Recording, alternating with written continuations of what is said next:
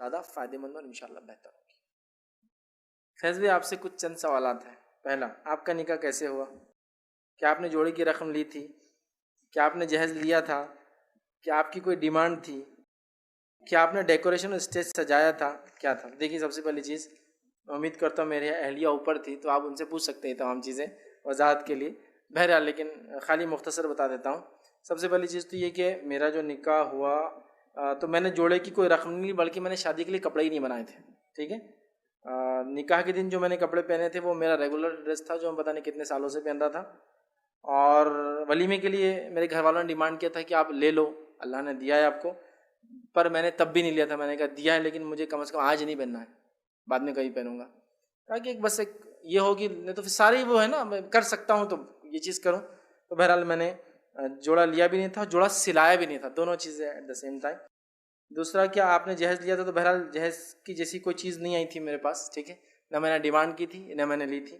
यकीनन मैंने कोई तोहफे तहफ़ ना दे बोल के ये भी नहीं लिखा था, चूँकि वो गैर सुन्नत हो जाएगा कि जब है तो ठीक है कोई ला सकता है। लेकिन अगर जहेज़ से मुराद वो होता है कि जो लड़की वालों से लिया जाता है, तो उस सेंस में अल्हम्दुलिल्लाह मैंने कोई भी चीज़ ना तोहफ़तन ली थी और ना जहेज़ की शक्ल में, मतलब तोहफ़ा भी देना चाहा तो मैंने नहीं लिया था।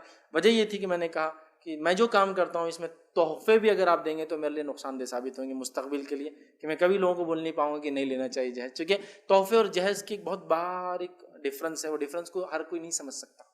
उतना ही समझ एक चीज़ को जहेज़ बना देती है और थोड़ा फ़र्क उसको तोहफ़ा बनाती है। क्योंकि एक बाप को पूरा हक़ है अपनी बेटी को कुछ देने का तोहफ़े में, लेकिन अगर शादी के वक्त दिया जाए तो आप उसको डिफ़ाइन नहीं कर सकते, डिफ्रेंशिएट नहीं कर सकते जहेज़ और तोहफ़े में।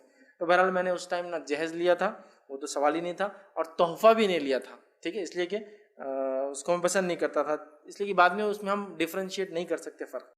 दूसरा, क्या मेरी कोई डिमांड थी? तो हाँ, मेरी कुछ डिमांड थी। मेरी डिमांड थी कि शादी मेरी सिर्फ एक हफ्ते के अंदर हो जाना।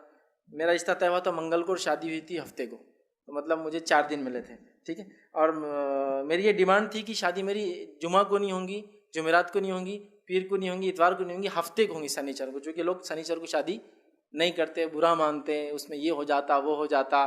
ठीक है, तो जुमा होते ही मैंने कहा हफ्ता हम शादी के लिए प्रेफर करेंगे। ठीक है, इसी तरह बहरहाल कुछ मेरी अपनी ज़ाती डिमांड्स थी, मैं बहुत सारी डिमांड्स नहीं बता सकता हूँ, बट लेकिन जो डिमांड्स थी वैसी थी, हफ्ते के दिन होना, ठीक है, ऐसी होना। ठीक है, हमारे पास से शादी के खाने में कोई नहीं आएगा, आप करना चाहे करें, चूँकि आपके लिए जायज़ हलाल है, मैं उसको हराम चूँकि नहीं मानता हूँ, तो आप खाना कर लें, लेकिन हम नहीं आएंगे। तो मैं खुद भी नहीं गया था खाने के लिए, मैं अकेला भी नहीं, ना मेरे घर वाले।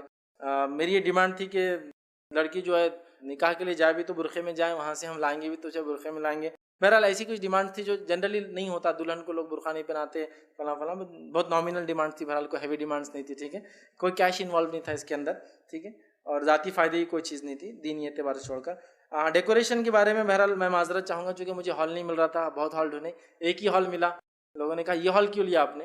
बहरहाल मेरी इस्तात के मुताबिक तो हॉल को बहुत बड़ी चीज़ नहीं थी, बट फिर भी, लेकिन मैं भी चाह रहा था कि कुछ और सादा हो या मैं घर में कर लूँ। लेकिन उस दिन संडे था, सेकंड डे वली में, और यहाँ दर्स होता है, पूरी एक्टिविटीज़ थी, तो IRC को यूज़ करना भी मुमकिन नहीं था कि यहाँ कुछ लोग खा ले, कुछ लोग ऊपर खाए, तो वो भी नहीं था।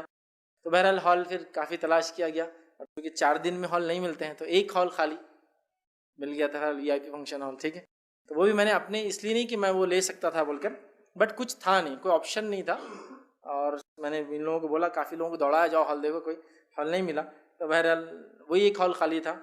उसमें डेकोरेशन ऑलरेडी किया हुआ था, तो मैंने लाइट्स पूरी बंद करा दिया था।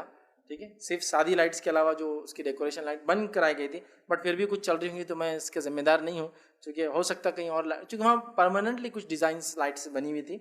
ठीक है, स्टेज पर मैं नहीं खड़ा हुआ था, ना ही मैं बैठा था कोई कुर्सी के ऊपर, मैं स्टेज के बाजू नीचे जहाँ लोग खड़े होते वहाँ खड़ा हुआ था। ठीक है, और बहुत सारे लोग आके पूछे थे लड़का कहाँ है जिसकी शादी है, तो बहरहाल मैं जाकर फिर लोगों से मिल रहा था, तो यही था। तो बहरहाल मैं स्टेज पे खड़ा नहीं हुआ, स्टेज पे नहीं बैठा। नीचे दुल्हन के साथ क्या हुआ मुझे नहीं पता, तो मैं उसकी तफसीलात बहरहाल नहीं दे सकता हूँ, लेकिन मैं अपने हद तक तो बहरहाल स्टेज पर नहीं बैठा था, डेकोरेशन नहीं था। और देखिए, ये बड़ी अहम चीज़ है, शादियों को सादा करना, सुन्नत के मुताबिक करना, बहुत सारी चीज़ें, बहुत सारा पैसा बचा सकते हैं। अच्छा, उस पर हुआ ये कि दावती वैसे भी कम थे, और उस दिन एक अफवाह फैल गई, मतलब मैं समझता हूँ वलीमा शुरू और एक अफवाह फैल गई। एक किसी का, एक नॉन मुस्लिम का मर्डर हुआ था, एक बुद्ध समाज का एक बड़ा आदमी था, तो अफवाह फैल गई कि फसाद हो गया। तो हुआ ये कि लोग 8 बजे जमा हुए, 9 बजे सब गायब हो गए। ठीक है तो मुसीबत ये थी कि वलीमे का खाना पूरा वापस लाना पड़ा, और रात भर बांटते रहना पड़ा लोगों को जाकर। तो मैंने कहा बहुत मुसीबत वाला वलीमा था कि बना लिए खाना, बुला लिए लोगों की कि 200-400 लोग आए, और वो अफवाह की वजह से लोग आए नहीं जो वहाँ बांट सके बांटे।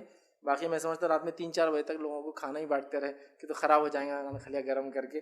तो बहरहाल इस तरह से हुआ था। जो कुछ लोग थे, दर्स में ऐलान भी किया था मैंने कि आज मेरा वलीमा है, शाम में लोग आ जाइए। कुछ लोगों को हफ्ते के दिन ऐलान किया। और जब मेरा निकाह हुआ, सैटरडे के दिन निकाह मेरा बाद असर हुआ, मगरिब और इशा के बाद के जो मेरे रेगुलर दर्स थे वो मैंने लिए, और उसमें कोई चेंज नहीं था। संडे का दर्स दूसरे दिन यहाँ था, वो मैंने लिया जो रेगुलर था।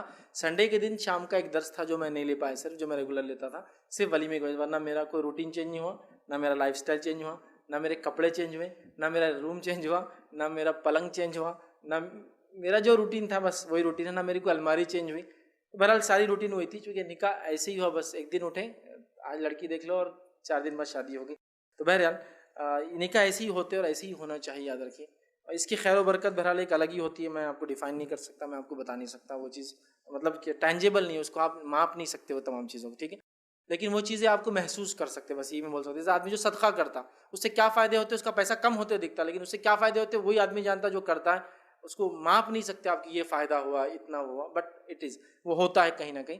तो निकाहों को अपने सादा, सस्ता, हल्का, चाहे निकाह वलीमा हम करेंगे, इसके बड़े फ़ायदे। तो बहरहाल मैंने इसका जवाब दे दिया, ताकि बहरहाल इस चीज़ की वजाहत हो जाए कि मैंने क्या लिया। कि तो होता है बहुत सारी बार कि लोग बोलते हैं VIP में फ़लाँ किए थे फ़लाँ, बहरहाल कुछ चीज़ें मजबूरियाँ होती हैं। बाकी लेकिन हम कोशिश करें तो देखिए इसके बड़े फ़ायदे हैं।